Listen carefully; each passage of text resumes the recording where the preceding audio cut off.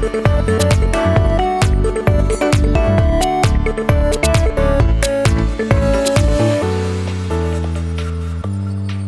welcome to the Syracuse Skinny from the Greater Syracuse Association of REALTORs, where we dig into the most recent numbers from our market.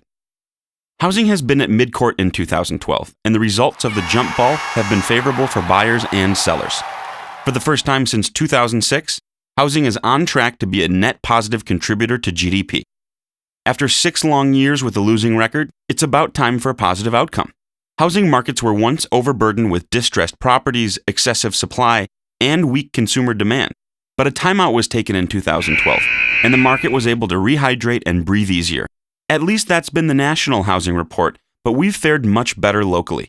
For the fourth quarter, we had 3.9% more pending sales in 2012 than we did in 2011. For the year as a whole, we saw 8.7% more closed sales activity. In fact, sales volumes reached a 3-year high. Buyers fell just 29 units shy of matching 2009 sales volumes. We're looking forward to next year's rematch. The median sales price of $124,200 was up 3.5% for December's game. For the entire year, the median price of $125,000 was up 1.6% compared to 2011. That's the highest annual median price on record, going all the way back to 2004. There are 3 primary drivers of price gains: less supply, more demand, and a recovering lender-mediated segment. When faced with inventory constraints, some consumers revised their game plan with a sense of urgency. Buyers ended the year with 3,539 homes from which to choose, or 25.3% fewer than last year. Switching teams, sellers also had 25.3% less competition. At 6.2 months supply of inventory, it's a trend that's already brought our region back into balance.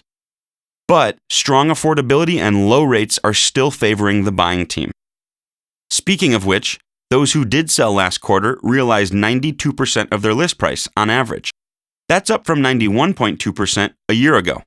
Given how common multiple offers have become, well-priced and well-presented listings are selling in less time and for closer to list price.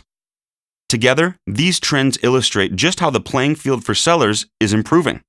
Overall, 2012 was one of the first real recovery years for housing demand, even though prices have consistently trickled higher.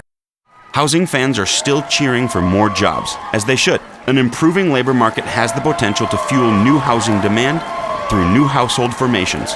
Washington must also do its part. There's still time for our elected officials to be part of the solution. It will take smart policy and tough compromises, but let's continue moving our great nation forward. That's the Syracuse Skinny for this quarter. Check back next time for the latest.